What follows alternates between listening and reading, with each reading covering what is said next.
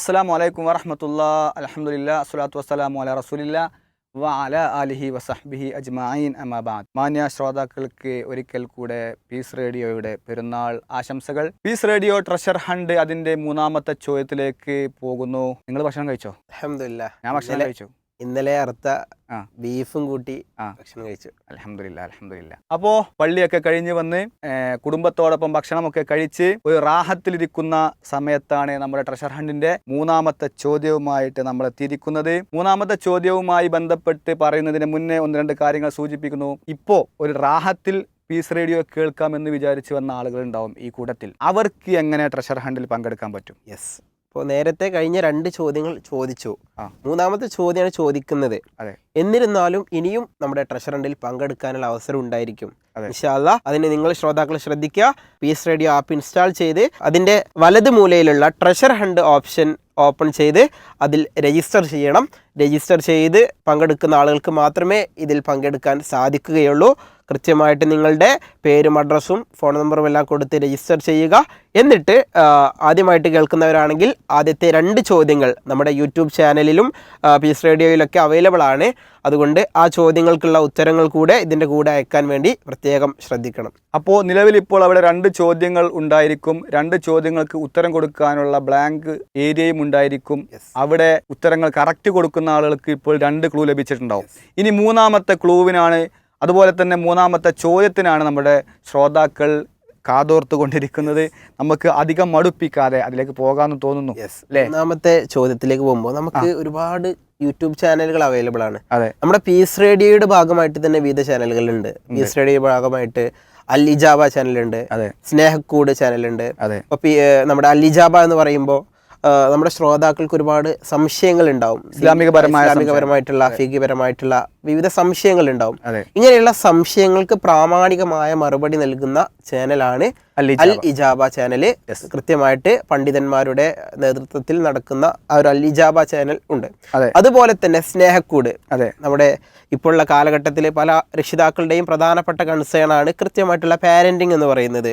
കുടുംബപരമായിട്ടുള്ള പ്രശ്നങ്ങൾ, പാരന്റിങ്ങുമായി ബന്ധപ്പെട്ട പ്രശ്നങ്ങൾ, ഇതുമായി ബന്ധപ്പെട്ട കുടുംബപരമായിട്ടുള്ള കാര്യങ്ങൾക്ക് കൃത്യമായിട്ട് ഒരു രക്ഷിതാക്കൾക്ക് ഒരു അവയർനെസ് കൊടുക്കാനുള്ള ചാനലാണ് സ്നേഹക്കൂട് ചാനൽ. ആരോഗ്യ വിചാരം ചാനൽ കാണണം. എന്താണ് അതിൻ്റെ ഒരു ആരോഗ്യ വിചാരം എന്ന് പറയുമ്പോൾ നമുക്കറിയാം, ഇപ്പോൾ നമ്മളെ ഭക്ഷണക്രമം പല രൂപത്തിലുള്ള ഭക്ഷണക്രമമാണ് ഫോളോ ചെയ്യുന്നത്.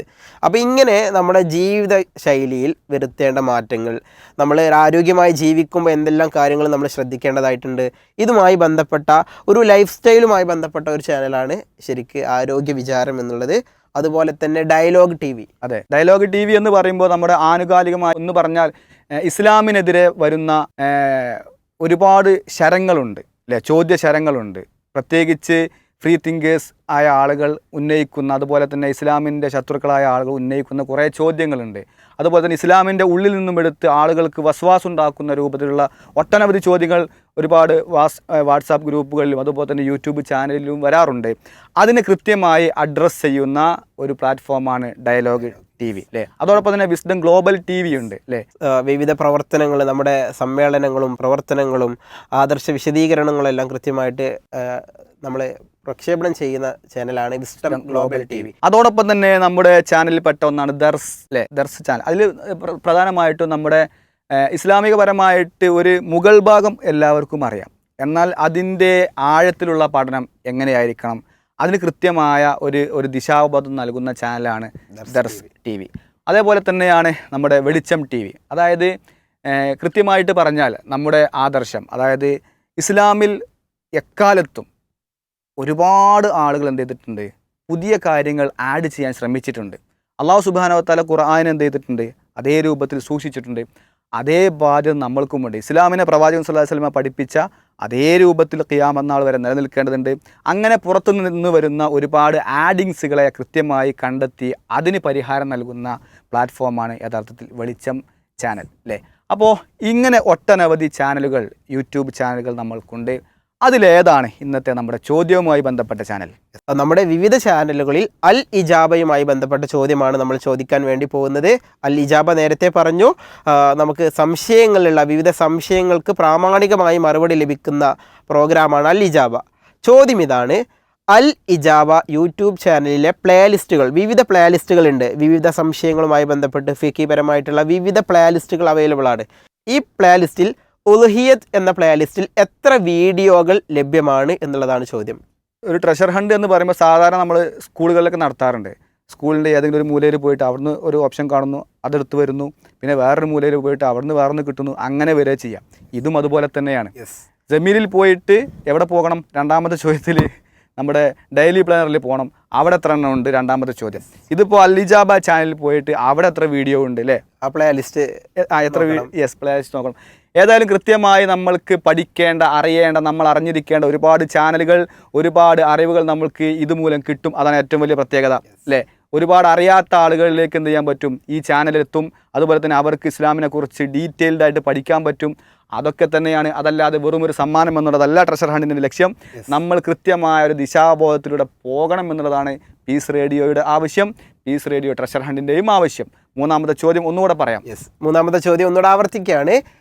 പീസ് അൽ ഇജാബ യൂട്യൂബ് ചാനലിൽ ഉൽഹിയത്ത് എന്ന പ്ലേലിസ്റ്റിൽ എത്ര വീഡിയോകൾ ലഭ്യമാണ്? ചോദ്യം ഒന്നുകൂടെ ആവർത്തിക്കുന്നു. അൽ ഇജാബ യൂട്യൂബ് ചാനലിൽ ഉൽഹിയത്ത് എന്ന പ്ലേലിസ്റ്റിൽ എത്ര വീഡിയോകൾ ലഭ്യമാണ്? ഈ ഉത്തരം കൃത്യമായിട്ട് ആ നമ്പർ, വീഡിയോയുടെ നമ്പറാണ് കൊടുക്കേണ്ടത്. എത്ര വീഡിയോകളുണ്ട് ആ ഡിജിറ്റ് കൃത്യമായിട്ട് കൊടുക്കണം. അപ്പോൾ ശ്രോതാക്കൾ ശ്രദ്ധിക്കേണ്ട കാര്യം, ഭക്ഷണമൊക്കെ കഴിഞ്ഞ് റാഹത്തായിട്ടിരിക്കുന്ന സമയത്ത് മൂന്നാമത്തെ ചോദ്യം കിട്ടിയിരിക്കുന്നു. മൂന്നാമത്തെ ചോദ്യത്തിന് ഉത്തരം ഉടൻ തന്നെ നിങ്ങൾക്ക് എന്ത് ചെയ്യാം? Peace radio treasure hunt option വഴി ഉത്തരം കമൻറ്റ് ചെയ്യാം. അടുത്ത ചോദ്യവുമായിട്ട് നമ്മൾ 4 മണിക്ക് കൃത്യം വീണ്ടും ഒരുമിച്ച് കൂടും ഇൻഷാ അല്ലാഹ്. അതുവരേക്കും അസ്സലാമു അലൈക്കും വറഹ്മത്തുള്ളാഹി വബറകാതുഹു.